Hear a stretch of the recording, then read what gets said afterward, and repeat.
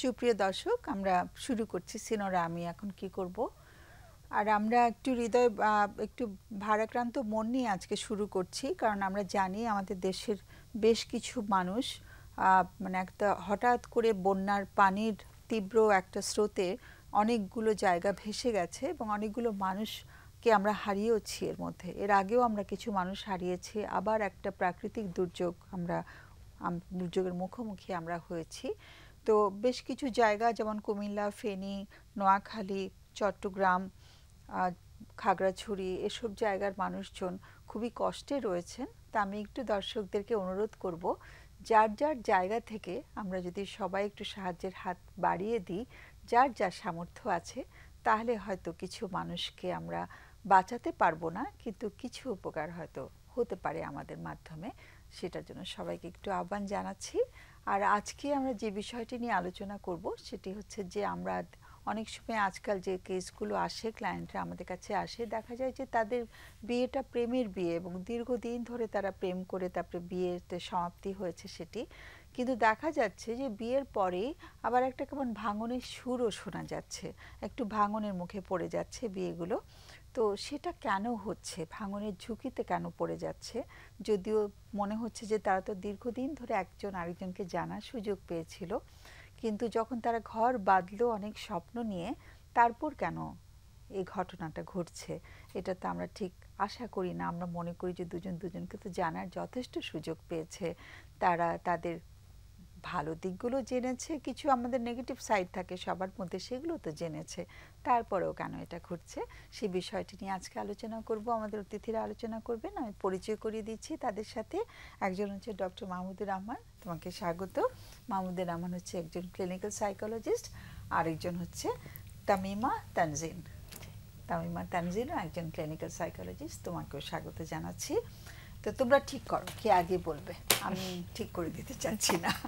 ও তো তোমার টিচার ছিল, তুমি স্টুডেন্ট, ও যদি তোমাকে ফ্লোর দিতে চায় বা তুমি স্যারকে ফ্লোর দিতে চাও, শুরু করো। থ্যাংক ইউ স্যার, ধন্যবাদ ম্যাডাম। যেহেতু আমাকে শুরু করার সুযোগটা দিলেন, আপনাদের দুজনকে অশেষ ধন্যবাদ। আসলে আজকের ইস্যুটা, এটা সাধারণ মানুষের কাছে খুব স্বাভাবিকভাবে মাথায় আসে যে এতদিন যাবৎ সম্পর্কের পর বিয়ে হলো, ভেঙে যাচ্ছে, তাহলে এরা দুজন দুজনকে কি চিনলো, আসলে কি আন্ডারস্ট্যান্ডিং হলো যে এত দ্রুত ভেঙে যাচ্ছে। এখানে আসলে ব্যাপারটা মানে সম্পর্কটা 5 বছর, 10 বছর, 15 বছর যাই হোক, এরপর এটা একটা ট্রানজিশন পিরিয়ডের মধ্যে দিয়ে আমরা সেকেন্ড ধাপ বা বিবাহিত জীবনের দিকে যাচ্ছি, যেটা আমরা আসলে এই প্রেমের সময়টা যত লম্বাই হোক না কেন, এটা আসলে পুরোটাই একটা হানিমুন পিরিয়ড হিসেবে আমরা ধরতে পারি। অনেকটা আমি ওখানে তো মারামারি হয়, হ্যাঁ, সবসময় হানিমুন থাকে রাইট। কিন্তু বিবাহিত জীবনটা হচ্ছে একেবারে একটা বাস্তব জায়গা, যেখানে অনেকগুলো ডাইমেনশন যোগ হয়। ধরেন আমরা প্রেম সময়ে অনেক এক্সট্রা এফোর্ট দিই, এমন কিছু বিহেভিয়ার করি যাতে রিলেশনটা ভেঙে না যায়, ভেঙে যাওয়ার ভয়টা আমাদের মধ্যে কাজ করে। আমরা কিছু এক্সট্রা এফোর্ট দিয়ে, কিছু গার্ডেড আচরণ করে, স্ক্রিনিং দিয়ে চলি, যেটা বিবাহিত জীবনে আর প্রয়োজন আছে মনে হয় না, আমরা নর্মালি বিহেভগুলো করি না।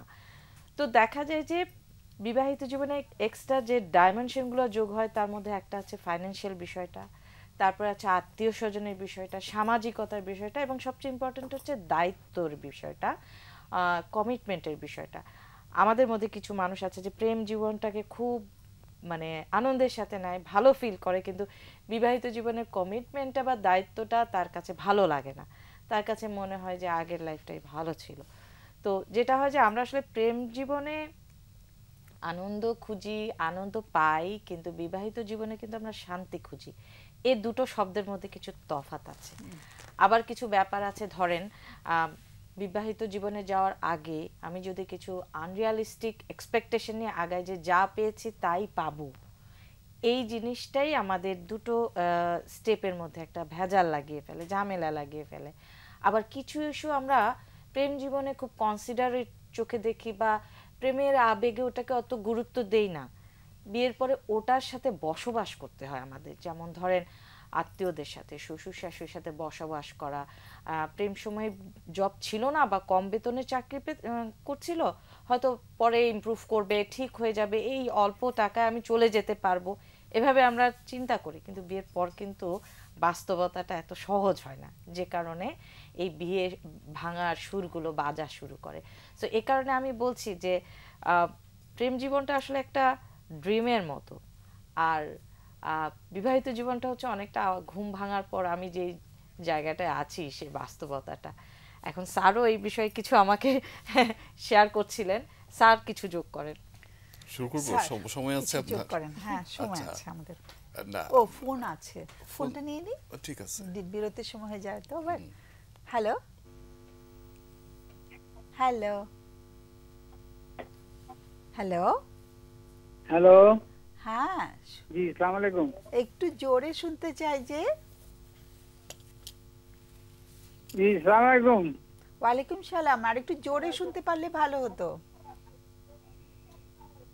আচ্ছা, হ্যাঁ, এবার বেটার। চেষ্টা করবো জোরে বলতে। হ্যাঁ, হ্যাঁ, শুনছি আমরা। ম্যাডাম, আমার সমস্যা হলো আমার একটা ছেলে আছে। ছেলে আমার আছে? একটা ছেলে, হুম। কত একমাত্র বয়স? ছেলে। হ্যাঁ, সেই যেমনি যে তার তার তার তার তার চাল চলন আমার কাছে ভালো লাগতেছে না। বয়স কত ছেলেটার? ছেলের বয়স 25। 25। ওর চাল চলন ভালো লাগছে না। আর তারপর? তারপর আমি যতটুকু খবর নিচ্ছি আর কি, হুম। সে সমকামিতা জড়াইতেছে। সমকামিতায় ঢুকে গেছে? ভালো ছেলে, ছোট থেকে সবচেয়ে ভালো ছিল। এখন কিভাবে কি হলো আমি তো বুঝতে পারছি না। মানে আমি কি ঠিক শুনেছি সমকামিতা? সে আমার হ্যাঁ, জড়িয়ে গেছে। আচ্ছা। আবার কবে থেকে এটা এখন এটা কি হরমোনের কারণে হয় নাকি নিজের ইচ্ছার কারণে হয়? কবে থেকে হচ্ছে এটা? আমরা টের পাইছি টেলিভিশনের ভলিউমটা একদম একটু টেলিভিশনের ভলিউমটা জিরো করে কথা বললে আমরা শুনতে পারবো ভালো করে, কেমন? টেলিভিশনের ভলিউমটা একদম জিরো করে দিতে হবে, শূন্য করে দিতে হবে। হ্যাঁ, আচ্ছা, হ্যাঁ, টেলিভিশনের ভলিউমটা একদম শূন্য করলে তারপরে আমরা শুনতে পারবো ভালো করে। হ্যাঁ, ছেলের কথা আপনাকে আমি শুনছিলাম। শুনতে পাচ্ছি না। ছেলের কথা শুনছিলাম। হ্যালো, হ্যাঁ, ফোনে আমরা কথা বলছি, আমাদের টেলিভিশনের ভলিউমটা দরকার নাই, কেমন? ভলিউম জিরো করলে তো আপনাকে শোনা যায় না। আমরা তো ফোনে শুনছি। ও আচ্ছা আচ্ছা আচ্ছা, হ্যাঁ, আচ্ছা ঠিক আছে। আমরা ফোনে শুনলেই হবে। হ্যাঁ, আমরা যেটা শুনছিলাম। এখন আমার প্রশ্ন হলো, হ্যাঁ, যে আপনি ছেলেটা কি হরমোনের কারণে এরকম হয়েছে নাকি নিজের ইচ্ছার কারণে? তাকে সুস্থ করার কোনো পথ আছে কিনা? আচ্ছা, একটু যদি ইতিহাসটা শুনতাম ভালো হতো। কবে থেকে হচ্ছে এটা? সম্পর্কটা কবে থেকে হয়েছে? এটা আমরা আমরা টের পাইছি বছর খানিক হয়েছে। বছর খানেক? মানে কিভাবে টের পাওয়া গেল? কিভাবে তার চাল চলনে, তার মোবাইল চেক করি। মোবাইলটা চেক করা হয়েছে? মোবাইলটা চেক করার আগে তো একটা সন্দেহ কাজ করছিল। কি নিয়ে সন্দেহ কাজ করছিল? সন্দেহ কাজ করছিল, সে বাবা মার প্রতি একটু অ্যাগ্রেসিভ ভাব দেখায়। বাবা মার প্রতি অ্যাগ্রেসিভ ভাব দেখাচ্ছিল? অ্যাগ্রেসিভ ভাব তো অন্য কারণেও দেখাতে পারে, কিন্তু ও যে সমকামী একটা সম্পর্কে ঢুকে গেছে। অ্যাগ্রেসিভ ভাব দেখানোর কারণে আমরা বিভিন্ন সময় খবর নিচ্ছি আর কি, সে এক পর্যায়ে স্বীকার করে ফেলেছে। এক পর্যায়ে স্বীকার করেছে, ওকে। কিন্তু আর কোনো অ্যাগ্রেসিভ ছাড়া আর কোনো আচরণে বোঝা যায়নি? আর আচরণ তো সে আসলে আগে চেঞ্জ হয়ে গেছে, আচরণটাও চেঞ্জ হয়ে গেছে তার। আচরণটাও চেঞ্জ হয়েছে। পাশে কি ওর মা বসে আছেন? ওর মা কি পাশে আছেন? আছে আছে। মা কি একটু অ্যাড করবেন কিছু? কি বলবেন? মা কিছু বলবেন, আমাদের একটু মার কাছ থেকেও শুনতে পেতাম তাহলে।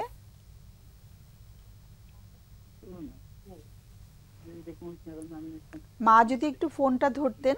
হ্যালো হ্যালো, হ্যাঁ, একটু যদি আমরা বুঝতে চেষ্টা করছি, কারণ হরমোনাল কারণে না কি কারণে আমরা তো এতটুকু শুনে বুঝতে পারছি না। একটু যদি মায়ের জায়গা থেকেও যদি একটু শুনতাম যে কেন মনে হলো যে ছেলে সমকামী সম্পর্কে আছে, কি কি কি কি ধরনের সেটা তো নিজেই বলে দিছে, বোনদের কাছে বলছে। বোনদের কাছে বলেছে? আচ্ছা আচ্ছা, হ্যাঁ, আমি কবে বলেছে? মেয়েদেরকে দেখতে পারি না, ছেলেদেরকে ভালোবাসি। কবে বলেছে কথাটা? 2-3 বছর হয়েছে। আমি আসলে এটা মানে অত গুরুত্ব দেইনি। আচ্ছা, ও বলেছে আমার মেয়েদেরকে ভালো লাগে না, আমার ছেলেদেরকে ভালোবাসি, তাই তো?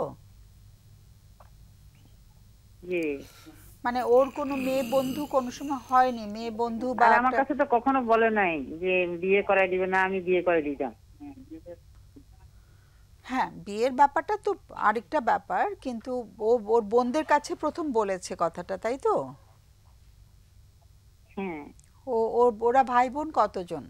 ওরা পাঁচ পাঁচ বোন, এক ভাই, একমাত্র ছেলে। 5 বোন 1 ভাই। ও কত নাম্বার? ও শেষ, সবার ছোট? সবার ছোট। ছেলে ছেলে করে কি এতগুলো বাচ্চা আনা হয়েছে?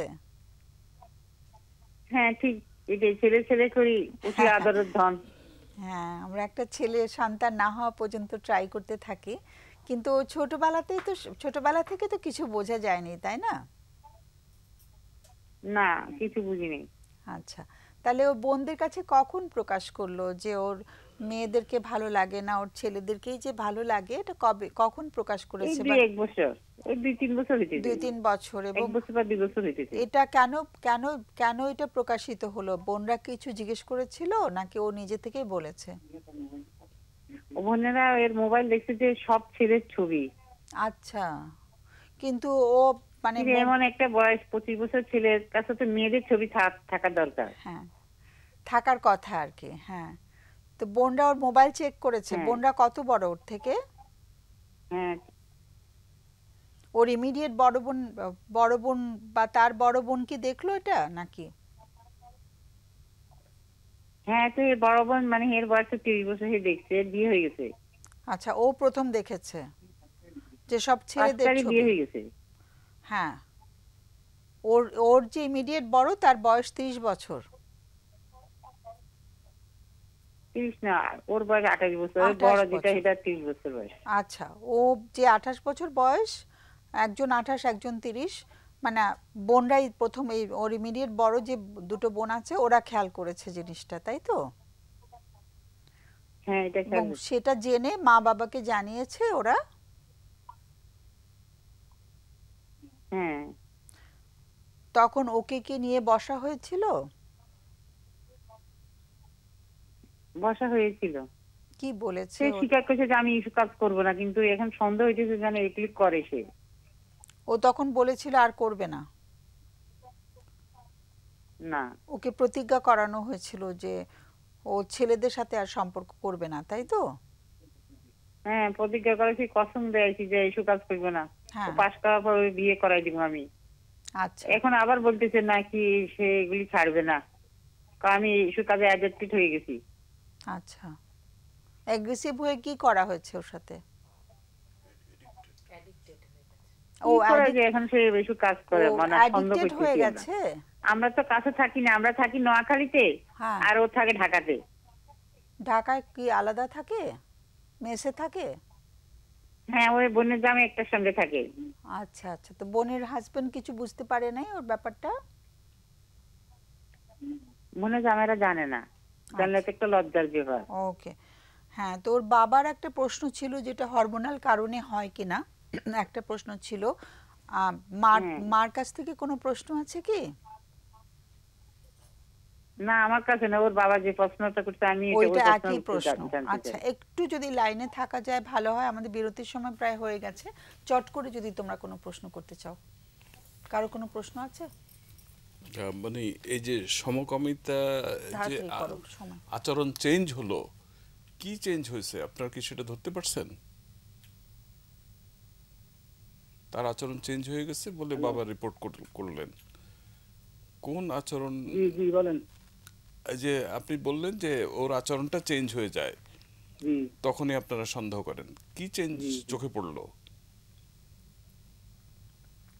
আগে আমাদের প্রতি কেমন মায়া মমতা ছিল কেমন যে আমাদের প্রতি যে তার প্যারেন্টস হিসেবে যে একটা আন্তরিকতা, এই আন্তরিকতাটা নষ্ট হয়ে গেছে। হ্যাঁ, তাতে আপনারা কি করলেন? আপনাদের সাথে আমরা কোনো তাকে তারপরে শুনছি যে তাকে শাস্তি দেওয়া যাবে না বা তার প্রতি নিঠুর হওয়া যাবে না। তখন আমরা তাদের সাথে ভালো ব্যবহার করছি, বুঝেছি তুমি আমাদের না, একমাত্র তা- ছেলে, তুমি এগুলো সহজে মুখ দেখাবো কিভাবে, আচ্ছা ঠিক আছে। সেটা ওয়াদা করছে আর করবে না। আচ্ছা, আপনি কি কখনো কোনো ডক্টরকে দেখাইছেন? ডাক্তার দেখাইছি। তাহলে এই যে হরমোনাল ব্যাপারটা যে আপনি কি মনে ডাক্তার? আসছে, কোন ডাক্তার কোন ডাক্তারকে দেখাইছেন, মানে কোন ধরনের ডক্টর? আমরা তো তখন চর্মজন্য রোগ দেখাছিলাম। আচ্ছা, তো ওরা কোনো হরমোনাল টেস্ট করছিল? না, হরমোন টেস্ট করে নাই, ওরা এই সিফিলিস টেস্ট করছিল। কি টেস্ট? কি টেস্ট বললেন? সিফিলিস। সিফিলিস। আচ্ছা, এটা তো ডিজিজের দিকে গেল, কিছু পাইছিল ওরা? কি বিরতির সময় হয়ে গেছে। কি পেলো তারা সিফিলিস টেস্ট করে? কিছু পাওয়া যাবে না। সিফিলিস পেয়েছে তো, সিফিলিস পাওয়ার পরে ইঞ্জেকশন দিতে সিফিলিস ভালো হয়ে গেছে।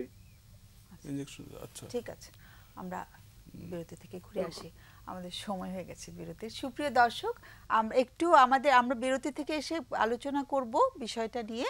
অনেক ধন্যবাদ আমাদেরকে ফোন করার জন্য।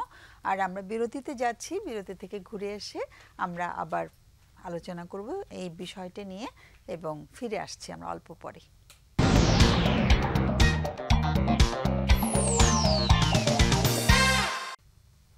সুপ্রিয় দর্শক, আমরা ফিরে এলাম আবার বিরতির পর। সিনোরা আমি এখন কি করব অনুষ্ঠানে। আর আমরা আজকে যে বিষয়টি নিয়ে আলোচনা শুরু করেছিলাম সেটা ছিল যে যখন আমরা অনেক দিন প্রেম করে বিয়ে করি, তারপরেও আবার বিয়ের পরের একটা ঝড় শুরু হয়ে যায়, একটা ভাঙনের সুর শোনা যায়। সেটা কেন হয়? এত দিনের প্রেমের বিয়ে কেন আবার মানে বিয়ের পরপরই কেন আমরা আবার দেখি যে কোথাও জানি একটু অসুবিধা শুরু হয়ে গেছে? সেটা নিয়ে আমরা অল্প একটু আলোচনা করতে পেরেছি, আমাদের একজন অতিথি আলোচনা করতে পেরেছে। বাট আমাদের বিরতির আগে একজন দর্শক বন্ধু কল করেছিলেন, বাবা মা দুজনেই কথা বলেছেন আমাদের সাথে। আমরা বিষয়টি নিয়ে আলোচনা করতে পারিনি, আমাদের অতিথিরা কিছু প্রশ্ন করেছে কিন্তু আলোচনাটা হয়নি। আমি অতিথিদের কাছে যাচ্ছি, ওরা আলোচনা করবে বিষয়টি নিয়ে। আলোচনা করার সময় ওরা নিশ্চয়ই উল্লেখ করবে। একটু উল্লেখ করো যে বিষয়টা কি ছিল, তুমি আগে আলোচনা আচ্ছা, করো। বিষয়টা ছিল যে একটা 5 বোনের পরে একটা ছেলে যেই ফ্যামিলিতে বড় হচ্ছে, দেখা গেল যে অ্যাডাল্ট হওয়ার পর সে ছেলে হয়েও ছেলেদেরকে পছন্দ করছে, মেয়েদের প্রতি আকর্ষণ নাই। তাতে ওনারা সন্দেহ করছেন যে সে সমকামী, তার দিকে যাচ্ছে, হয়তো প্র্যাকটিস করছে কিনা আমরা জানি না। অর্থাৎ এবং এটা নিয়ে বাবা মার সাথে কনফ্লিক্ট হচ্ছে, রাগারাগি হচ্ছে। তো বাবার চিন্তা হলো যে এবং তাকে প্রতিজ্ঞা করানো হচ্ছে, কসম খাওয়ানো হচ্ছে কসম যে সে খাওয়ানো আর হচ্ছে যে এটা থেকে বেরোবা। বেরিয়ে যাবে। এখন তার তো এটা প্রবণতা তৈরি হয়ে গেছে, এটা প্রপারলি পরিমাপ হওয়া দরকার যে আসলে কি সমস্যা, তার কোথা থেকে এলো। বাবার প্রশ্নটা ছিল যে হরমোনাল প্রবলেম কিনা। সেটার জন্য আমার মনে হয় যে সুযোগ মতো এক্সপার্ট হরমোনাল টেস্ট করা যেতে পারে ওর সাথে ডায়ালগ করার জন্য। নর্মালি যেটা হয় যে এটা কিছুই পাওয়া যাবে না, হরমোনালি সে ছেলেই পাওয়া যাবে। তবে মেন্টালি এবং ইমোশনালি সে সামহাও মেয়ে হিসাবে তার আইডেন্টিটিটা হয়তো বা তৈরি হয়ে গেছে। এই ধরনের কেস আমি পেয়েছি। এবং এই বোন বেশি ফ্যামিলিতে ছোট ভাই আরও হয় কি মেল এনভায়রনমেন্ট তৈরি হয়, হয়তো ছোটবেলায় সে এগুলো এখন তথ্য দরকার। তার ডেভেলপমেন্টাল হিস্ট্রি জানলে পর হয়তো একটু জানার সুযোগ হবে। এমনকি তার সাথে প্রপারলি সাইকোলজিক্যাল অ্যাসেসমেন্ট করে আমরা হয়তো রুটটা বের করে কিছুটা একটা প্ল্যান করতে পারি কি করে সে স্বাভাবিক জীবনে ফিরে আসতে পারে যতদূর সম্ভব। যদি সে চায়, না চাওয়াটা এখানে নির্ভর করবে, চাপিয়ে দেওয়া যাবে না। আমরা চাবো না, কিন্তু ন্যাচারালি অবজেক্টিভ অ্যানালাইসিসে যদি দেখা যায় দ্যার ইজ এ পসিবিলিটি সে ছেলে, কিন্তু ইমোশনালি সে মেয়ে হয়ে গেছে। কিন্তু এতে তার যেটা হচ্ছে ম্যাল অ্যাডজাস্টেড লাইফ হয়ে দাঁড়াচ্ছে। এখন এটাকে কি সে মেনটেন করে যাবে বিকজ সে চায়, নাকি সে অবজেক্টিভ ডিসিশন নেবে যেহেতু হরমোনালি আমাকে ম্যান পাওয়া গেছে সুতরাং আমি ম্যান হওয়ারই চেষ্টা করব।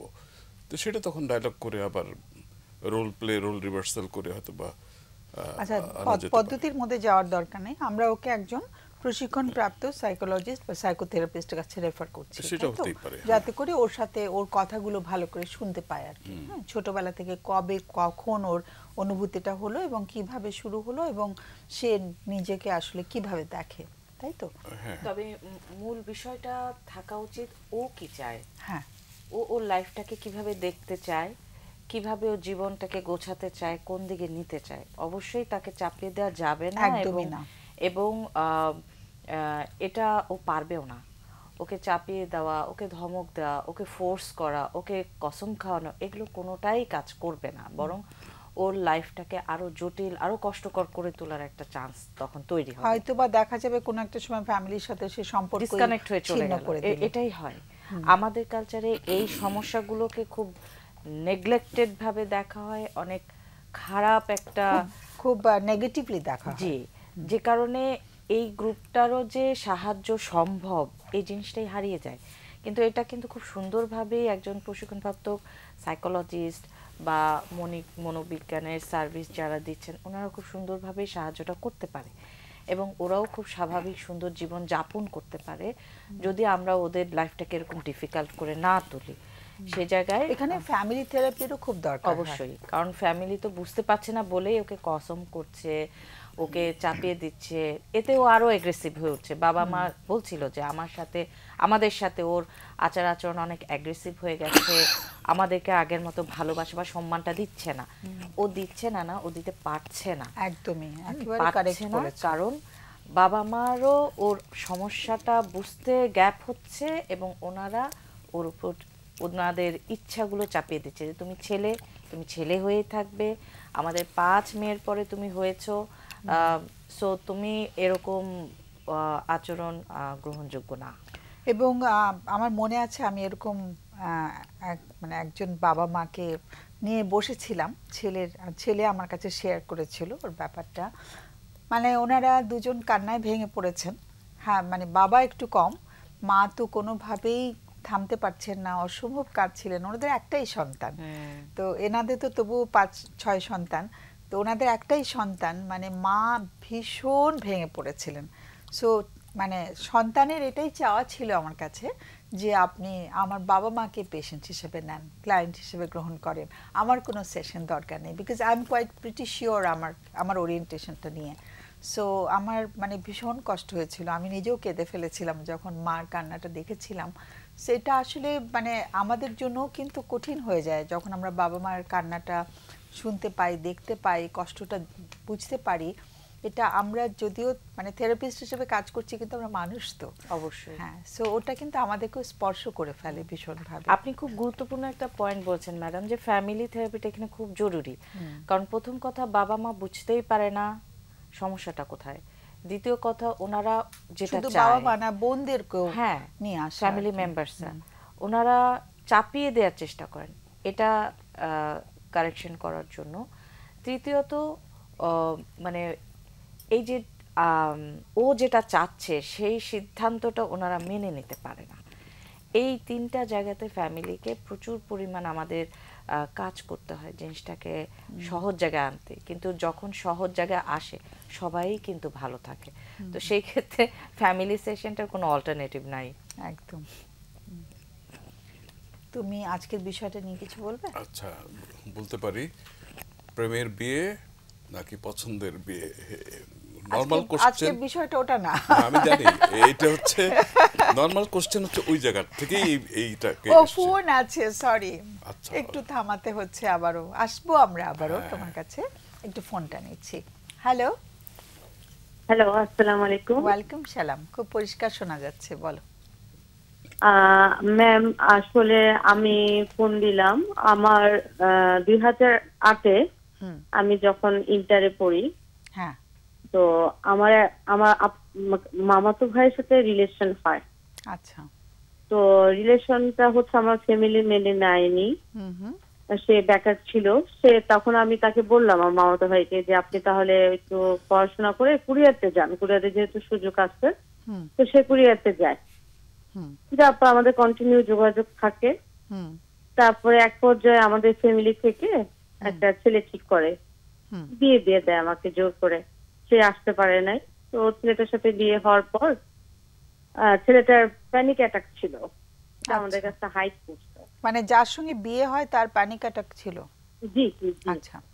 তো একদিনও তার সাথে আমি ঘর সংসার করিনি। শেষে আমাদের বাসা থেকে ডিভোর্স লেটার পাঠানো হয়। আচ্ছা, কি করে জানলে যে ও প্যানিক অ্যাটাকে ভুগছে? ওই ছেলেটা হচ্ছে কি আমাদের গ্রামের বাসার পাশেই। আচ্ছা, ঠিক আছে, ওরাও স্বীকার করছে যে হ্যাঁ আমার ছেলে প্যানিক অ্যাটাক। শেষে আমাদের বাসা থেকে ডিভোর্স লেটার পাঠানো হয়।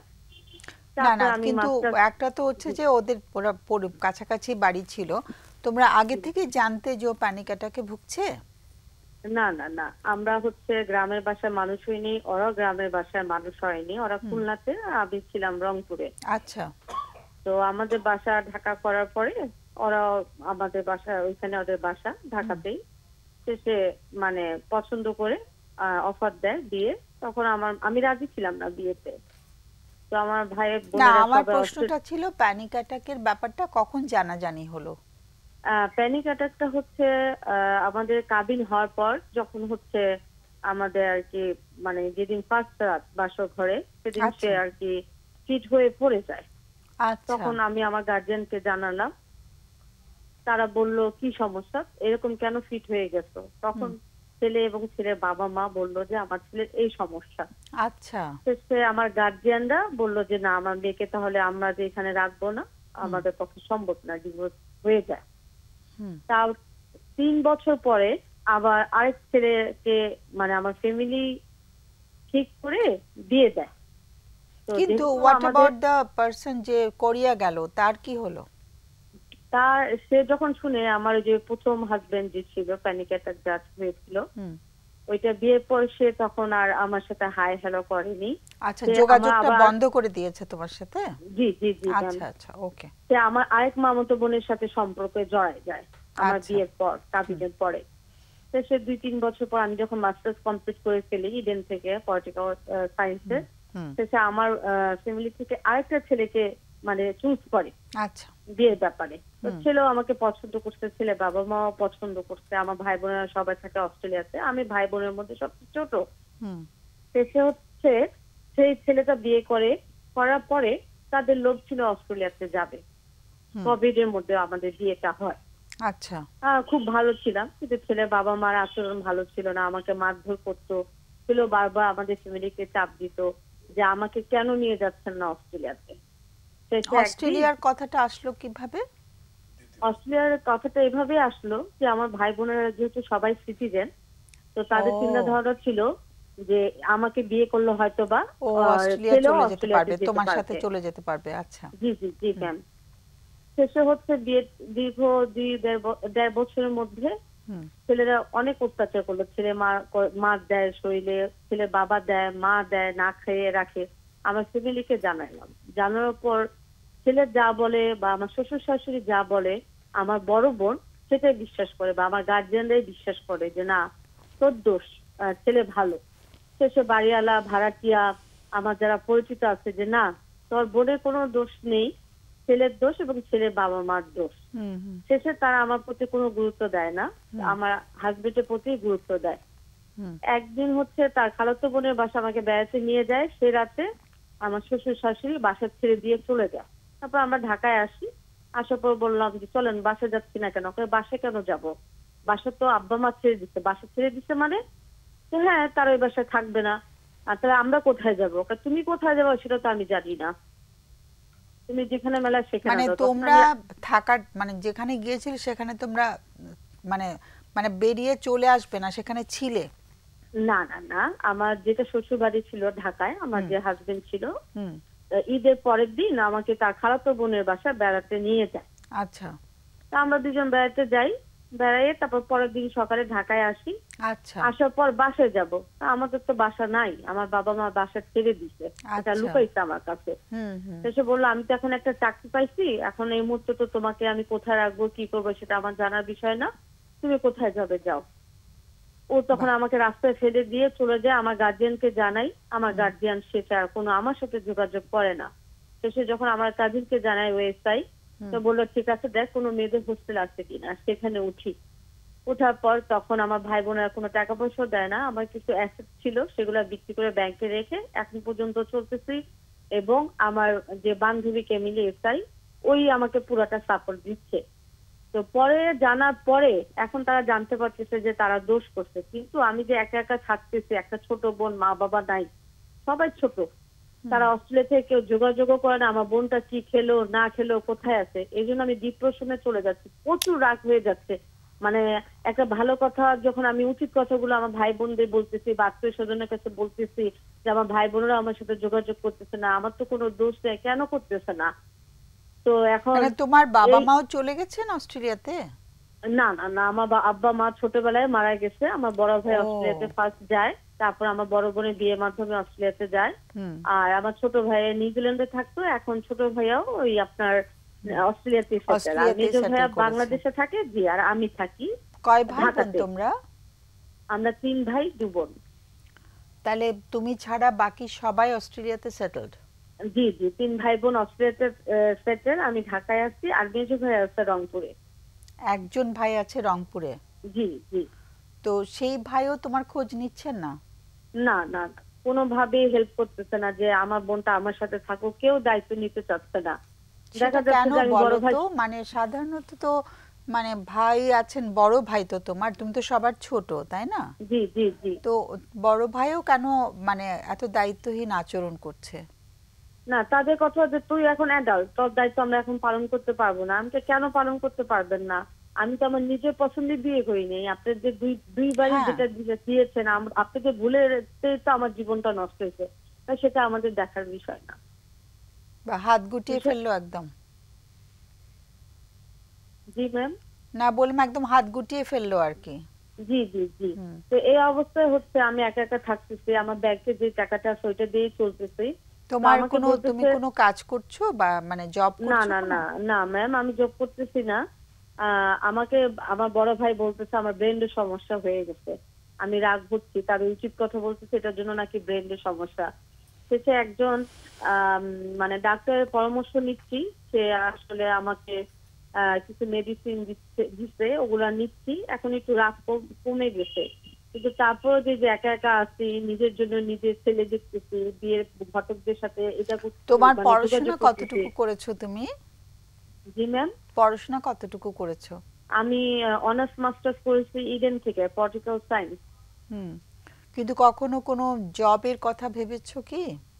হ্যাঁ, জবের কথা তো ভেবেছি, কিন্তু আমার যখন আমার মা বেঁচে ছিল, ভাই বোনেরা একসাথে থাকতাম, বিয়ে হয়নি যখন, বলতাম যখনই জব করতে চেতাম ব্যাংকে বা ভালো ভালো জায়গায়, বলতো তুই কেন জব করবি, তোর কেন জবের দরকার আছে। তারপরে আমি রবীন্দ্রসঙ্গীতের উপর ললিত করা থেকে অনার্স করেছি, অনার্স মাস্টার্স করেছি, তারপর সংবাদ উপস্থাপনা করেছি, বিভিন্ন সংস্থার সাথে জড়িত ম্যাম। আচ্ছা, কিন্তু আমি এখন মানতে পারতেছি, জি জি জি, আমি এখন মানতে পারতেছি না যে আমার ফ্যামিলি কেন আমার সাথে যোগাযোগ করতেছে না। এটাই আমার কষ্টটাকে ভিতরে জ্বলে পড়ে মানে শেষ করে দিচ্ছে। আর আমি মনে হচ্ছে যে আমি কি করব, আমি কোথায় থাকবো, একটা বিষণ্ণতা। আর হচ্ছে এখন আমি কি আবার কি বিয়ে করে সেটেল হবো কিনা, এটা আপনাদের কাছে প্রশ্ন, কোনটা করলে ভালো হবে। এখন তোমার বয়স কত? আমার রানিং বয়স চলতেছে 38। 38, ওকে। জি ম্যাম। হ্যাঁ, তো মানে তুমি আবার বিয়ে করে সেটেল ডাউন করবে কিনা সেই মানে উত্তরটা এখান থেকে দেওয়া তো একটু মুশকিল। আমরা তো সিদ্ধান্ত দেই না এই জায়গা থেকে কখনো, ওটা আমাদের এথিক্যাল স্ট্যান্ডার্ডের বাইরে। তো আমরা হয়তো আলোচনা করব, সেটা তুমি শুনতে পারো। তাহলে তোমার প্রশ্নটা হচ্ছে যে তুমি এখন মানে বিয়ে করে সেটেল ডাউন করবে কিনা। আরেকটা প্রশ্ন ছিল, দুটো প্রশ্ন করেছিলে। জি ম্যাম বলেন। বিষণ্ণতা থেকে কি করে বেরোবে সেটা? জি জি, বিছানা থেকে কিভাবে বের হব, আর আমি যেন হঠাৎ করে কারোর উপর রাগটা না হয়, এটার জন্য কি করতে হবে? রাগ তো আমাদের খুবই কমন একটা ইমোশন, তাই না? বেসিক ইমোশন অ্যাঙ্গারটা। কিন্তু তুমি কি অনেক রেগে যাও? রাগ করে কি তুমি অনেক শাউট করো, অনেক বেশি দুর্ব্যবহার করে ফেলো, তাই করো কি? রাগ তো আমাদের সবারই আছে কম বেশি। জি ম্যাম, আমি সবার সাথে না, আমার বড় ভাই, আমার বড় আপুর সাথে, ওরা যখন আমাকে উল্টাপাল্টা কথা বলে তখন আমি প্রচুর ওদের উত্তেজিত হয়ে রাগারাগি করি। কি করো তুমি? চিৎকার করো? আর কি করো? না না, অনেক কিছুই বকা দেই, তোদের জন্য আমার জীবনটা নষ্ট হলো, তোরা এই তো মানে তুমি কথা দিয়ে রাগটা প্রকাশ করো, তাই না? জি ম্যাম। শারীরিক ভাবে তো কাউকে আঘাত করছো না? না না না হ্যাঁ, ম্যাম। মানে রাগ করে অনেক কিছু বলে ফেলো আর কি, তাই তো? জি জি। ওকে, তুমি একটু লাইনে থাকো, আমাদের অতিথিদের প্রশ্ন আছে কিনা দেখছি। হ্যাঁ, তোমাদের কারো কোনো ওকে প্রশ্ন ম্যাম, আছে? Thank you. আচ্ছা, আমি একটু জানতে চাই যে কি নিয়ে সমস্যাটা চলছে ভাই বোনদের সাথে আপনার পক্ষে? আচ্ছা, এমন একটা মানুষও কি আছে ফ্যামিলিতে, ভাই বোন না হলেও আপনার মামা অথবা চাচাদের ফ্যামিলিতে কেউ কেউ কি বুঝে আপনার কথা, আপনাকে সাপোর্ট দেয়? না, আমার আত্মীয় স্বজন কেউ আমাকে সাপোর্ট দেয় না। আমার ওই যে বান্ধবী ফ্যামিলি এসআই, ও রাজশাহীতে আছে, 1 থেকে আমরা একসাথেই রংপুরে মানুষ হয়েছি, একসাথে পড়াশোনা করছি। ওই আমার শুভাকাঙ্ক্ষী, ওই আমাকে টেক কেয়ার করে, ভালো মন্দ সাজেশন দেয়। ওই আমাকে খাইলি কিনা বা কোথায় আছিস, ঘুমাইছিস কিনা, রাতে খাবার খাইছিস কিনা, কি করতেছিস, ভালো মন্দ ওই পরামর্শ দেয়। এবং ওর ওর মানে প্রেরণায় আমি বেঁচে আছি, এবং আচ্ছা। ওর কথাবার্তি বলাতে ও আমাকে যে যোগাযোগ করতেছে, এই সাহসে আমি এই পর্যন্ত আসতেছি। আচ্ছা, ভালো যে একটা মানুষ অন্তত আছে। তো পরিবারের ভিতরে হলে পরিবারের সাথে বার্গেনিং করা হয় তবে একটু সুবিধা হতো, রাগারাগি না করে। তো এখন প্রশ্নটা হচ্ছে, আপনি নিজে কি চিন্তা করেছেন, কোনটাকে আপনি প্রায়োরিটি দিয়ে সামনের দিনগুলোতে চলবেন? এখন আমার মনে হচ্ছে যে অস্ট্রেলিয়ার কিছু ছেলের প্রপোজাল আসছে আমার জন্য, তো আমার থেকে একটু এজ আরো বেশি। তো আমার ভাই বোনেরা চায় না যে আমি অস্ট্রেলিয়াতে যাই। তো এখন আমাকে যেহেতু একটা লাইফে আসতে হবে, তো আমার মনে হচ্ছে যেহেতু একটা প্রপোজাল আসছে, অস্ট্রেলিয়ায় যে সেটেল হওয়া ভালো। ওইখানে আমার বড় ভাই বোনেরা যোগাযোগ করুক বা না করুক, কিন্তু আমি তো একটা হাজবেন্ড পাবো, বা তারা যে আমার আশেপাশে আছে এই সাপোর্টটা পাবো, এটা চিন্তা ধারণা করতেছি। মানে আমি একটু জানতে চাচ্ছি, প্রপোজালটা কি তোমাকে সরাসরি দিয়েছে ছেলেটা? না না না, সে প্রপোজাল দেয় নাই, ওই একজন মিডিয়ার মাধ্যমে কারোর প্রপোজালটা মাধ্যমে? আসছে। আচ্ছা আচ্ছা, জি জি। ওকে। না, এ তো সুন্দর, আপনি চিন্তা করতে শুরু করেছেন। আমার মনে হয় আপনার চিন্তাটা পরে চালিয়ে আমরা যান। আলোচনা করি। হ্যাঁ, কিন্তু যেই সমস্যাটা অ্যাডজাস্টমেন্টের যে প্রবলেম হচ্ছে, সেটা কেউ পাশাপাশি যদি সলভ করা যায়, আমরা আমরা যেটা পরে পরে আলোচনা আলোচনা করব। জি আমার স্যার, একটা আমার প্রশ্ন একটা আপনার আছে। কাছে প্রশ্ন ছিল। সেটা হচ্ছে, 3 ভাই আমরা 2 বোন, 3 ভাই বড়, আমরা 2 বোনই ছোট, এবং সবাই ছোট আমি, সবাই প্রচুর আদরের ছিলাম। মা মারা যাওয়ার পর থেকে তারা বিয়ে দেওয়ার পর মানে তারা আর যোগাযোগ করতেছে না। মানে আমি নিজেকে শেষ করে ফেলতেছি, নিজেকে আর মানে টিকে রাখতে পারতেছি না। যে মা বেঁচে থাকা পর্যন্ত তো তারা আমার সাথে যোগাযোগ করতো, ভালো সম্পর্ক ছিল, এখন কেন তারা যোগাযোগ করে না? এরকম তো আমাদের বাংলাদেশে বা আমাদের যেরকম কালচার সেরকম তো আসে না তাদের আচরণগুলো। তবে এটা বোঝা দরকার যে কেন এটা করছে। আপনার কি মনে হয় সেটা নিয়ে? তাহলে এই জন্যই বলছিলাম যে আপনাদের গ্রেটার ফ্যামিলিতে, বড় ফ্যামিলিতে কেউ আছে কিনা যে বুঝবে, তার সাথে আপনি একটু যদি না না যোগাযোগ। না, আসলে সবাই সবাইকে নিয়ে ব্যস্ত। সবাইকে এই অভিযোগগুলো আপনাদের যেভাবে বললাম, সবাইকে, আমার ছোট কাকা, আমার মামা, সবাইকে বলছি। সবাই বলে তোর তো গার্জিয়ান আছে, তোর ভাই বোনেরা, আমরা কি করব? ভাই বোনদের বললে বলে যে না, আমাদের সংসার হয়ে গেছে, আমাদের পক্ষে সম্ভব না। আমার একটা প্রশ্ন আছে।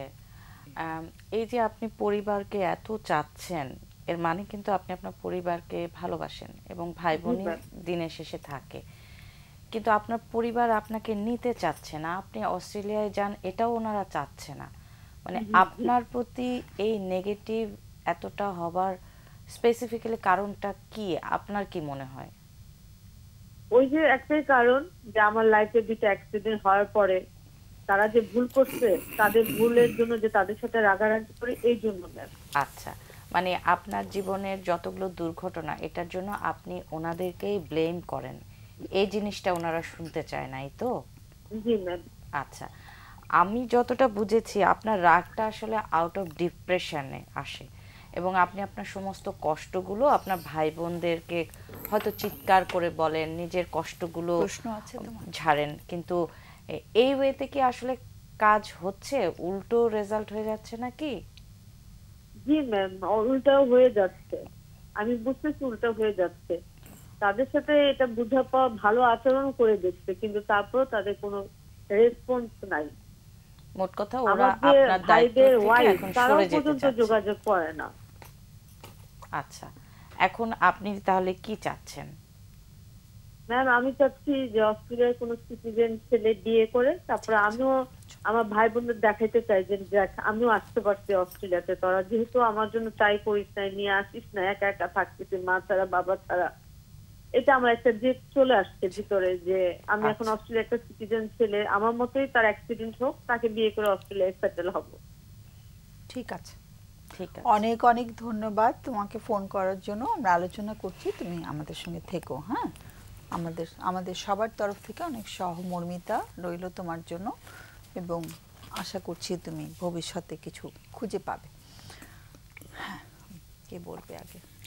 আচ্ছা, আমি এতটুকু বলি যে ওনার সমস্যা যদিও আছে, উনি যেভাবে চিন্তা করছে সলভ করার, সেটাও কাজে দিতে পারে। তো এটা একটা ভালো উদ্যোগ এবং এটা ওনাকে আরও মোটিভেট করবে। একটা গোল ডিরেকশনে থাকলে ওনার ডিস্ট্রেস ডিপ্রেশনও কমতে পারে।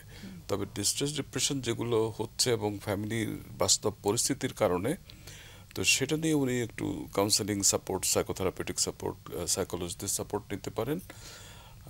ওনাকে মানে স্ট্র্যাটেজিক্যালি চিন্তা করতে হবে যে কি করে আমি ওই বিয়ের মাধ্যমে একটা সেটেলমেন্টের কথা ভাবছেন, কিন্তু ওনার যেহেতু ক্যাপাসিটি আছে উনি একটু জব চেষ্টাও করতে পারেন, তাতে ওনার ইকোনমিক স্ট্রেংথ বাড়বে, একটু মানে এটা কমবে আর কি, চিন্তা ভাবনাটা একটু কমবে। আর ভাই বোনরা যেটা করছে এটা বাংলাদেশের কনটেক্সটে কালচারে এটা যায় না। তারা আচ্ছা, অনেক রকম ফ্যামিলি আছে, ভুলই করছে। হ্যাঁ, তবে ওনার অল্টারনেটিভ মানুষের যেহেতু সাথে ওনার মেশার ক্যাপাসিটি আছে, বন্ধু যেমন একজনকে পেয়েছে, এরকম হয়তো আরো ভালো বন্ধু কিংবা ভালো মানুষ সোশ্যাল লাইফটাকে আরো বেশি রিচ করতে পারে, করে নিতে পারেন। মানে আমি খুব অবাক হয়ে দেখছিলাম যে উনি একই সাথে অত্যন্ত শিক্ষিত, পড়াশোনা সব শেষ করেছেন, উনি সংবাদ উপস্থাপিকা, তারপর আরো কি যেন সামাজিক অনেক কর্মকাণ্ড, মানে ওনার কিন্তু চাইলে উনি নিজেকেই নিজে আপগ্রেড করতে পারে, একটা চাকরি করা বা নিজের একটা স্থান তৈরি করা, এভাবেই কিন্তু উনি ওনার ভাই বোনকে দেখাতে পারে। উনি যেটা বলছিলেন, ওর না মানে ভেতরে অনেক ব্যথা কষ্ট, এই যে কেঁদে ফেললো, তাতে করে না হয় কি কোর ফ্যামিলি যখন আমাকে ডিসওন করে তখন তো ওই কষ্টটা না, ওই কষ্টটাই বলার জন্য ফোন করেছে। মানে আমার she is very capable, no doubt, কিন্তু ওই যে ভিতরে কষ্টটা না ওকে তাড়া করে বেড়াচ্ছে আর কি। উনি এই যে বিয়ের মাধ্যমে একটা সলিউশন ভাবছেন, এটা না আবার এরকম হয় যে উনি একটা বার্নিং ফ্রাই প্যান থেকে গিয়ে আবার একটা বার্নিং ফায়ারে পড়ে যায়। আমরা সেই ভয়টা না দেখাই, আমাদের এখান থেকে ভয় না দেখাই, কিন্তু আসলে নিজের ক্যাপাসিটিকে অতীতেও যে দুর্ঘটনাগুলো ঘটেছে আমাদের কিন্তু সেগুলো অনেক সময় হন্ট করে, তাই না, আমাদেরকে তাড়া করে বেড়ায় যে কেন আমার জীবনে এতগুলো দুর্ঘটনা হতে হলো আর কি। মানে আমার সাথেই কেন, মানে ওয়াই মি। তো ওই জায়গাগুলো আসলে যেটা মাহমুদুর রহমান বলেছে যে একটু থেরাপির সেবা নিলে সেটাতে ও একটু হিলিং হতো আর কি, ওর হিলিংটা হয়নি। যে সমস্ত ব্যথা পেয়েছে, মানে আমরা হয়তো লজিক্যালি বলছি যে শি ইজ কেপেবল, হ্যাঁ, ও কিন্তু শি ক্যান ম্যানেজ হারসেলফ, কিন্তু কথা হচ্ছে যে ওর যে ভিতরে যে ইমোশনাল যে একটা বার্নিং হচ্ছে সেটাকে সে কোনোভাবে হ্যান্ডেল করতে পারছে না। ওইটা ক্লিয়ার হওয়া, সেই কষ্টটা বোধহয় একটু লাঘব হতে পারতো যদি ও কারোর সাথে একটু মন খুলে কথা বলতে পারতো, ও যদি একটু থেরাপিউটিক হেল্পটা নিত আর কি। সেটা খুব বেশি মনে হচ্ছিল ওর ক্ষেত্রে। এমনিতে তো মনে হচ্ছে যে সব দিক থেকে খুবই ইমপ্রেসিভ ও। আমরা একটা ফোন নিচ্ছি। হ্যাঁ, হ্যালো। হ্যাঁ, আসসালামু ওয়ালাইকুম সালাম, একটু জোরে বলতে হবে যে। হ্যাঁ, এখন ভালো করে শুনতে পাচ্ছি। ওয়ালাইকুম সালাম। হ্যাঁ, আমি আপনাদের আজকের বিষয়টা জানি না, গতকাল এর আগের সপ্তাহের বিষয়টা ছিল ডিভোর্স নিয়ে, তো সেটা নিয়ে আমি একটা প্রবলেমে ছিলাম, সেই জন্য। শিওর, যে কোনো বিষয় নিয়ে কথা বলা যেতে পারে। আচ্ছা, ওই যে আমার বিয়ে হয়েছে প্রায় 12 বছর হয়েছে, তো বিয়েটা আমার ইচ্ছাতেই হয়েছিল, আমার ফ্যামিলি আমার ইচ্ছারে সমর্থন করছিল। এখন আমি বিয়ের পর থেকে মোটামুটি কিছুদিন ছিলাম যে মোটামুটি মানসিকভাবে অ্যাডজাস্টমেন্ট হইতো, তো এরপর থেকে এই পর্যন্ত আমার মানসিকভাবে আমি অ্যাডজাস্ট করতে পারতেছি না। আর হচ্ছে যে আমার 2টা বেবি আছে, একটা ছোট ছেলে আছে, একটা মেয়ে। তো ছেলে অলরেডি 5-এ পড়ে, মেয়েটা 2-তে পড়ে। তো আমি এদের কথা চিন্তা করে ওই প্রথম থেকেই মোটামুটি ই করে আসতেছি, কিন্তু আসলে এভাবে টোটাল লাইফটা মানে স্পেন্ড করা সম্ভব না। আর হচ্ছে যে আমাদের সনাতন ধর্মের, বুঝছেন, আচ্ছা, যার জন্য হঠাৎ করে যে ডিভোর্স দেব সেটাও সম্ভব না। এখন একটা আচ্ছা, মানে ডিভোর্স কি একদম হয় না সনাতন ধর্মাবলম্বী ডিভোর্স বলতে আমাদের তো এরকম কাবিননামা হয় না, আর হচ্ছে যে যদি মিউচুয়াল ডিভোর্স হয় সেই ক্ষেত্রে হয়তো কিছু হয়। আচ্ছা আচ্ছা, এখন এর একটা সমাধান চাইতেছিলাম, যে কি সমাধান না ঠিক একটা পরামর্শ চাইতেছিলাম। আর মাঝে এর ভিতরে পরামর্শটা কি নিয়ে, আমি কিভাবে কি করতে পারি, এর ভিতরে আমার স্ত্রীর কিছু প্রবলেম হচ্ছে যে আমার মনে হয় যে ওসিডি ধরনের কোনো একটা ঝামেলা আছে। মেজাজ সবসময় খিটখিটে থাকে, তার সাথে অ্যাডজাস্টমেন্ট ওইভাবে কোনো কথাতেই হয় না, কোনো কথাতে না। মানে ওসিডির তো কিছু আচরণগত কিছু ব্যাপার দেখা যায়, একই জিনিস বারবার করা, এগুলো আছে। সেটা আছে তার ভিতরে। কোন কি করে সে? যেমন মনে করেন হঠাৎ মানে সারাদিন যত কাজ করবে, যে যাই করুক না কেন, প্রত্যেকটা জিনিস খুঁত ধরা, এটা এখানে আসলো কেন, এটা এভাবে রাখলো কেন, দরজাটা খুলে রাখতে কেন, এই ধরনের মানে খুঁত খুঁত করতে থাকে আর কি। হ্যাঁ, এবং সেটা আমাদের বাচ্চাদের সাথেও করে। আর বাচ্চারাও মোটামুটি এগুলা মানে দেখতে দেখতে ওরা এটা অভ্যস্ত হয়ে গেছে। আমি যেভাবে হোক না কেন সেটা সামলাই রাখার তো চেষ্টা করি, কিন্তু তারপরও সেটা এই 10 মিনিট আগেও আমাকে বলছে, মনে করেন যে আমার জন্য আমার ছেলে মেয়ে নষ্ট হইতে যে আমি ছেলে মেয়ের শাসন করি না কেন সেই জন্য। ওকে খুব শাসন করে, মারধর করে বাচ্চাদের? হ্যাঁ, মারধর করে, কিন্তু সবচেয়ে কথা হচ্ছে যে মানসিক ভাবে টর্চারটা বেশি হয়। আচ্ছা, মানে ভয় দেখায় না কি করে? হ্যাঁ, ভয় দেখায়। প্রত্যেকটা জিনিসে তার অবাধ্য হলে পরে তোকে আজকে এইটা করবো ওইটা করবো, তোর দেখে নেবো, বা এরকম একটা কিছু সবসময় বলতে থাকে। মানে এই যে বিয়েটা কি পছন্দের বিয়ে ছিল নাকি? হ্যাঁ, আমার পছন্দের ছিল। আমার বাবা মা দুজনেই আছেন, আমার বাবা মা দুজনে গভর্নমেন্ট এমপ্লয়ি ছিল, ছোট হলেও তাদের সাথে সম্পর্ক ভালো না। না না, পছন্দের বিয়ে মানে প্রেমের বিয়ে তো? হ্যাঁ হ্যাঁ। কিন্তু প্রেমের সম্পর্কটা কতদিনের ছিল? ওটা ছিল 4 বছর। তখন এই সমস্ত জিনিস চোখে পড়েনি? না না, তখন এগুলো আমার মানে পজিটিভলি আমি চিন্তা করছি যে না, এই ধরনের একটা সবকিছু বোঝে, বা যতটুকু ফোনেই তো কথা বলতাম তখন যতটুকু মনে আছে তখন ফোনেই বেশি কথা হতো। হ্যাঁ হ্যাঁ। অশান্তিটা শুরু হয়েছে কবে থেকে, বিয়ের কতদিন পর থেকে? কিছু কিছু টুকটাক ঝামেলা বিয়ের আগেও ছিল, কিন্তু সেগুলো মনে করছি বিয়ের পরে ঠিক হয়ে যাবে। হ্যাঁ হ্যাঁ হ্যাঁ, কিন্তু আমি ধৈর্য ধরতে ধরতে মানে প্রথম অসুবিধাটা কখন দেখা দিল, বিয়ের কতদিন পরে? বিয়ের সময় কিছু ঝামেলা ছিল, বিয়ের সময় তার ভিতরে কথার ভিতরে কিছু হেরফের আমি পাইতাম, বা বিয়ের আগেও কিছু হেরফের ছিল, কিন্তু বিয়ের পরে আমি তো মনে করছি যে সব ঠিকঠাক হয়ে যাবে। একটা মেয়ে আমাদের না সেটা ভেবেছি, কিন্তু আমার প্রশ্নটা ছিল বিয়ের কতদিন পরে আবার ঝামেলাটা? এই মনে করেন 5-7 দিনের ভিতরেও ঝামেলা হয়েছে বিয়ের। মনে করেন মানে আজকের বিষয়ের সঙ্গে মিলে যাচ্ছে, সেজন্য আমি একটু হাসছি যে প্রেমের বিয়ে, কিন্তু তারপরেও কেন বিয়ের পরে ভাঙন? না, সেক্ষেত্রে একটা জিনিস বলবো যে প্রেমের বিয়ে যেহেতু, আর ও তো মনে করছে আমি ওকে সত্যি সত্যি অনেক ভালোবাসি এবং অনেক কিছু ত্যাগও করছি, যার জন্য হয়তো প্রেশারটা আমার উপর একটু বেশি আসতো, যে ও যখন এত কিছু ত্যাগ করছে সবকিছু তো স্বীকার করে নেবে, এই জন্য হয়তো সবকিছু একটু বাধ্যগত একটা ব্যাপার থাকতো ওর ভিতরে। মানে ও ধরেই নিয়েছে যে এর পরেও হয়তো সবকিছু স্বীকার করে নেবে বিয়ের পরে। কিন্তু সেটা একটা ভুল ধারণা ছিল ওর আর কি, তাই তো? এখনো সেভাবেই আছে যে ও যেটা বলবে সেটা যেভাবে কোনো মেনে নেই বা হয়ে যায় সেরকম একটা ব্যাপারে সে এখনো নির্ভরশীল। এখনো কোথায়, ঘুমিয়ে গেছে? হ্যাঁ, এখনো ও বাসায় মানে টিভির সামনে রেখে আমি বাইরে বেরোচ্ছি। আচ্ছা, ওকে এই প্রোগ্রামটা কখনো দেখেছে? হ্যাঁ, গত সপ্তাহে আমি ফোন করছিলাম, তখন বলছিলাম যে আমি কথা বলবো, তখন তার ফোন আসলে কানেক্টিং হয়নি, এজন্য। কিন্তু আমরা খুব পছন্দ করি বা মানে খুব খুশি হই যখন স্বামী স্ত্রী দুজনেই কথা বলেন। হ্যাঁ হ্যাঁ, আমি চেষ্টা করলে সেটাও পারি। হ্যাঁ, সেটা একটু আগামীতে কখনো সম্ভব হলে খুব ভালো হয়। তার দিক থেকেও কি অসুবিধা হচ্ছে আমরা তখন শোনার একটা সুযোগ পাই, তখন আমাদের পুরো ব্যাপারটা ছবিটা আমরা দেখতে পারি আর কি। তার দিকের অসুবিধাটা আমি বলতে পারি, তার দিকের অসুবিধা আমাকে বিয়ে করতে না সেটা পরে দেখা যাবে, আজকে আমরা সেটার মধ্যে না ঢুকি। হ্যাঁ, যদি সেটা সম্ভব হয় তাকে নিয়ে একসাথে ফোন করাটা সম্ভব হয়। তো আজকে আমাদের জন্য কি প্রশ্ন? আমাদের জন্য আমি এর ভিতরে 2বার ডিভোর্স পর্যন্ত গেছিলাম, কোর্ট পর্যন্ত গেছি, কিন্তু সেক্ষেত্রে গিয়ে আবার ও ফেরত আসে। কিন্তু কে ফেরত আসে? ওই ফেরত আসে। ও লাস্টে যে সময় ডিভোর্স করতে গেছিলাম তখন কাগজপত্র সব হয়েছে, কিন্তু লেখার পরে বলতেছে না আমি এটা নিয়ে চিন্তা ভাবনা করবো, আগে কার্ড গড়া যাবে তারপরে এগুলো হবে, এর আগে হবে না। কার্ড গড়ায় যাবে মানে? মানে যাবে বলতে মিউচুয়াল ডিভোর্সে সে রাজি নেই, এই ধরনের একটা ব্যাপার। আচ্ছা, মিউচুয়াল ডিভোর্স দেওয়ার চেষ্টা হয়েছিল কিন্তু সে কিন্তু বাড়ি থেকে বলে গেছিল যে হ্যাঁ আমি সিগনেচার করে দেবো। আচ্ছা, প্রথমে বলেছিল করবে, তারপর সে বলেছে করবে না, তাই তো? হ্যাঁ হ্যাঁ, তো আমাদের জন্য আজকে প্রশ্নটা কি? আপনাদের জন্য প্রশ্ন হচ্ছে যে এখন আমি তো মনে করেন যে টাকা আর্থিক ভাবে অতটা সচ্ছল এই মুহূর্তে নাই, প্লাস হচ্ছে যে আমি এখন এইভাবে লাইফ মানে পার করতে পারতেছি না, যদি কোনো উপদেশ দিতেন যে এইভাবে করেন। আর আমি এটা শিওর যে ওর সাথে আমার সারা জীবন থাকতে পারবো না, হয়তো এমন একটা পর্যায়ে গিয়ে বিচ্ছিন্ন হব যখন আর আমার মানে একটু দেয়ালে পিঠ থেকে গেছে মনে হচ্ছে। হ্যাঁ আমার দেয়ালে পিঠ থেকে গেছে। ছেলে মেয়েরা পছন্দ করে মাকে? হ্যাঁ করে। আচ্ছা, ওরা মাকে ভালোবাসে ঠিকই।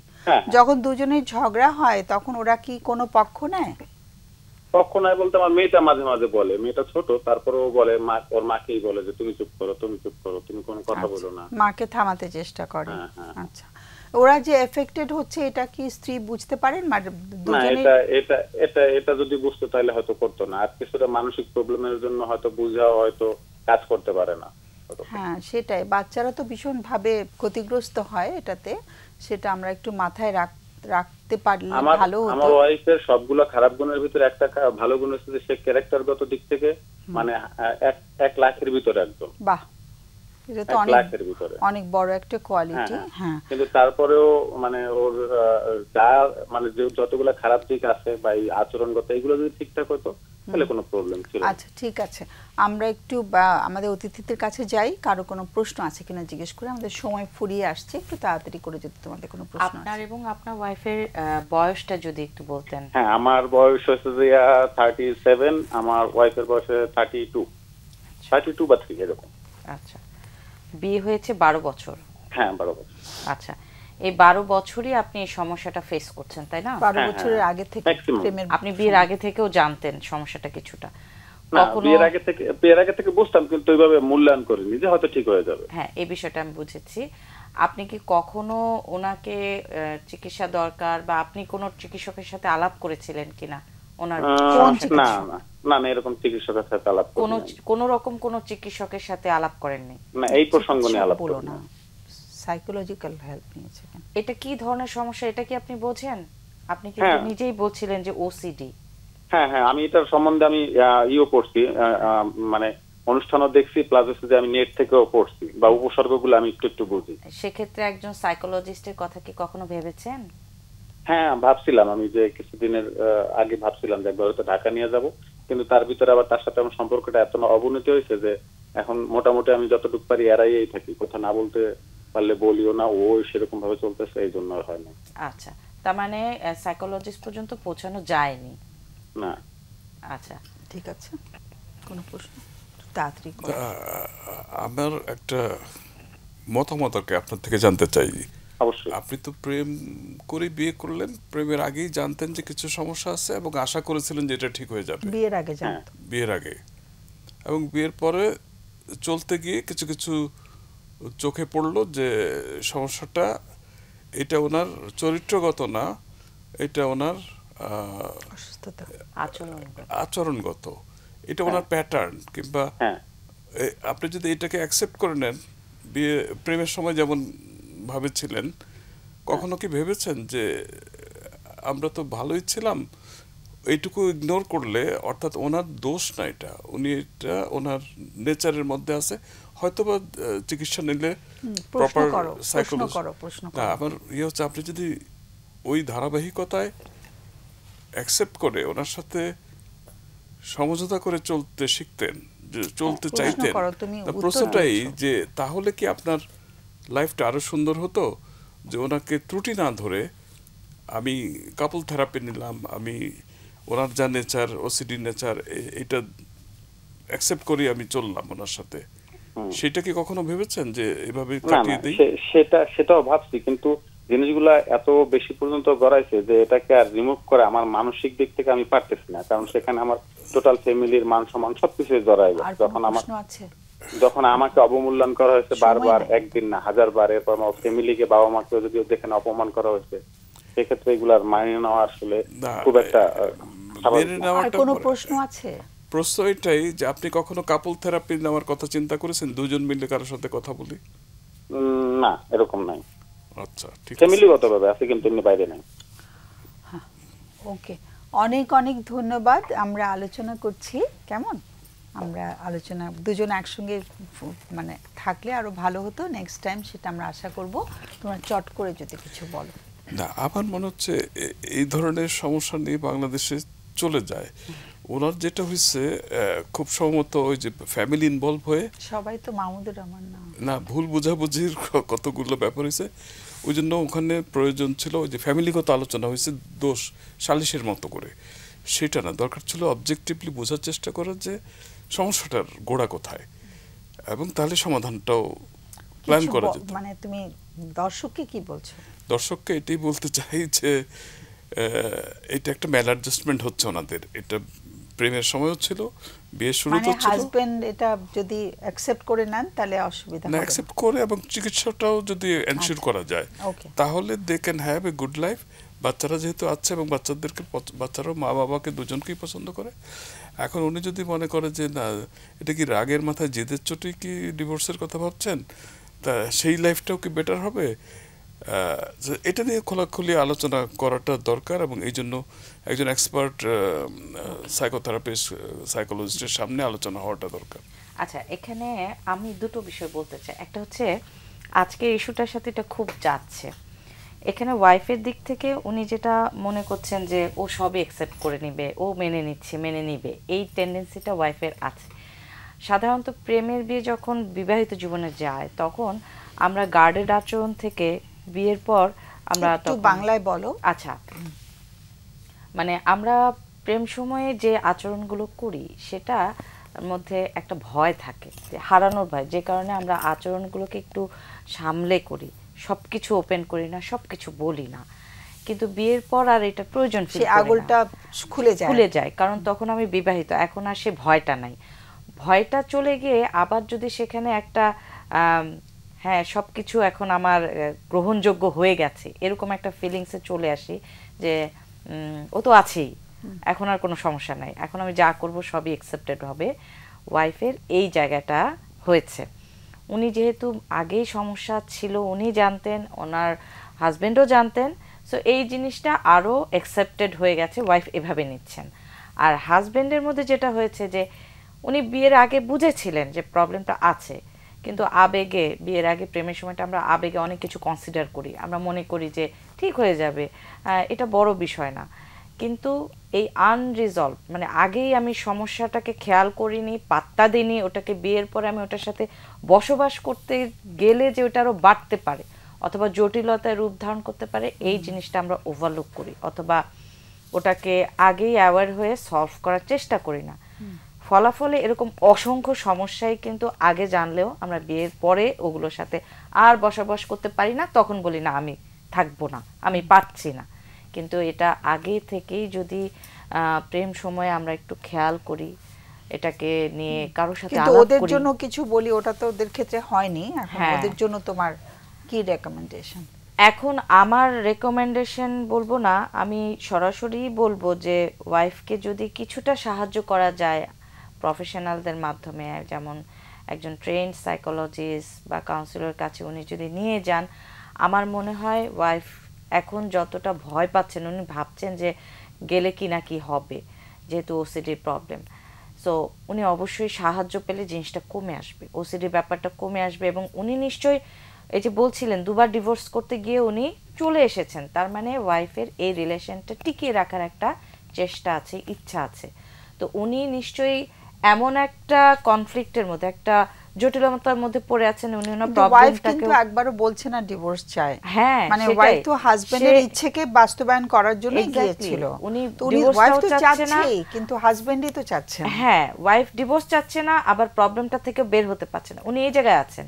কিন্তু ওয়াইফকে যদি আমরা সাহায্য করতে পারি, উনি কিন্তু ওনার রিলেশনটাকে টিকানোর জন্য হলেও নিজের প্রবলেমটাকে একটু সলভ করার চেষ্টা করবেন। আর হাজবেন্ডও তখন পারবেন ওনার সংসারটাকে, উনি যেহেতু একদম কষ্ট পেয়ে গেছেন, বুঝতেই পারছে না এর সাথে আর কতদিন থাকা যাবে। মূল ইস্যুটাই তো ওই জায়গায়। আচ্ছা, আমি একটু অ্যাড করি, ওই তামিমা যেটা বললো, ওয়াইফকে একটু হেল্প করা, ওসিডি থেকে মুক্ত হওয়া অথবা আদার যে পিকুলিটিস আছে সেটাকে বোঝা, তারপরেই ওনারা কাপল থেরাপি নিতে পারে। ওখান থেকে যদি 50% ইমপ্রুভ হয় তখন কাপল থেরাপির মাধ্যমে ওনারা একটা প্ল্যান করতে পারে ওনারা কি ডিভোর্সেই যাবে নাকি অ্যাডজাস্টমেন্টটা করার জন্য কি লাগবে সেই হেল্পটা নেবে। সেটা একটা কাপল থেরাপির মাধ্যমে সম্ভব। এবং প্রয়োজনে ফ্যামিলিতেও যদি অবুঝ কিংবা ভুল বোঝাবুঝি হয়ে থাকে, ফ্যামিলি থেরাপি ও ফর্মালি হোক অথবা ইনফর্মালি করা যেতে পারে। নট দ্যাট আর কাকে আনবে না, ফ্যামিলি থেরাপিস্টের সাথে বসে, মানে হাজবেন্ড ওয়াইফ ছাড়া আর হাজবেন্ড কাকে ওয়াইফ ইনক্লুড ছাড়া আর কাকে ইনক্লুড করবে? যারা যারা এফেক্টেড, যারা যারা ওনাদের ভালো চায় অথবা এখানে তো আর কারো কথা বলেনি। না, সেটা এক্সপ্লোর করে দেখতে হবে। যেমন হাজবেন্ড খুবই, এখানে তো কাপল রিলেশনশিপটাই তো মানে ভেঙে মজবুত করা দরকার। না ওনারা যেটা করেছে, ফ্যামিলির আর কারো কথা তো বলেনি। না ফ্যামিলি বসছিল, বসে ওনার একটা সালিশের মতো করেছে, সেটা তো আমাদের দেশের একটা সালিশের মতো করে ডিভোর্সের পক্ষে মত দিয়ে দিছে। সেটা না করেও পারা যাবে যদি আমরা অল্টারনেটিভ, বাচ্চাদের যেহেতু একটা লাইকিং আছে বা আমার দুজনের প্রতি, হয়তো বা একটা সুন্দর ফ্যামিলি হিসাবেও তারা সার্ভাইভ করতে পারে। আর যদি খুব সমস্যা হয় তাহলে ওটাও নেগোশিয়েট করা যেতে পারে যে সেপারেটেড থেকেও ওনারা সম্পর্ক রাখতে পারে কিনা। মানে বাইরের দেশে কিন্তু এরকম সিস্টেম আছে। আমরা তো বিদেশ না, কেন বুঝো না? হ্যাঁ, বাইরের দেশে সিস্টেম আছে, যদি ওসিডি বা এই ধরনের মানসিক রোগ থাকে বাচ্চাদেরকে বাবা মার কাছে থাকতেই দেয় না। সো এই বাচ্চাগুলোর জন্য হলেও ট্রিটমেন্টটা আমাদের শুরু করতেই হবে, সেটা ওসিডির এবং কাপল দুই দিকেই। সেটাই। এবং এটা না করার আগে সিদ্ধান্ত নেওয়া ঠিক হবে না। হ্যাঁ, সেটা এখন মুশকিল হচ্ছে কি, আমরা তো এটা এই অনুষ্ঠান থেকে বারবার বলি কারো কাছে যাও, কারো কাছে যাও, কিন্তু ব্যাপারটা হচ্ছে যে আমরা কিন্তু ঠিক ঠিক মানুষটার কাছে পাঠাতে পারছি না। মানে আমাদের কাছে কিছু ফ্রাস্ট্রেটেড হয়ে লোকজন আলোচনা করে যে গিয়েছিলাম কিন্তু ভীষণ মানে ভীষণ ডিসঅ্যাপয়েন্টেড হয়েছি, হতাশ হয়ে ফেরত এসেছি। তো একজন বিদেশি লোক কিছুদিন আগেও আমাকে বলেছে, আমাদের বাংলাদেশি না, যে আমি মানে পালিয়ে এসেছি ওখান থেকে, যে কার কাছে আসলাম। তো সেই জন্য বলছিলাম যে আমরা কনস্ট্যান্টলি বলছি যে কারো কাছে যাও, কারো কাছে যাও, কিন্তু প্রশিক্ষণ প্রাপ্ত এবং মানে এফেক্টিভ থেরাপিস্টের সংখ্যা কিন্তু বাংলাদেশে কম, খুব কম। তো সেটা বোধহয় আমাদের একটু বলাটা কেমন হচ্ছে সেটা আমি চিন্তা করি। বলছি ওনাদেরই দায়িত্ব পড়ে যাচ্ছে খুঁজে বের করা যে কার কাছে যাব। সেটা কিন্তু ওদের উপর একটা অবিচার হচ্ছে। আমাদের সময় শেষ হয়ে গেছে আজকে। দুজনকে অসংখ্য ধন্যবাদ। সুপ্রিয় দর্শক, শেষ করতে হচ্ছে, সময় শেষ। আমরা আগামী অনুষ্ঠানের বিষয়বস্তু ঠিক করেছি যে যদি একদম মানে ভালোবাসাহীন একটা শৈশব থাকে আমাদের, যে শৈশব থেকে কোনো ভালোবাসা পাইনি, আদর পাইনি, যত্ন পাইনি, এরকমভাবে যখন একটি মানুষ বেড়ে ওঠে, বড় হওয়ার পরে তার আসলে নিজের সম্পর্কে কী ধরনের ধারণা সে পোষণ করে, নিজেকে তখন সে কীরকম মানে নিজেকে কিভাবে সে দেখে, তখন নিজের সম্পর্কে কী কী ধরনের ধারণা সে পোষণ করতে পারে, সে বিষয় নিয়ে আগামীতে আমরা আলোচনা করব। সে পর্যন্ত সবাইকে অনেক অনেক ধন্যবাদ এবং শুভকামনা জানিয়ে শেষ করছি। শুভরাত্রি।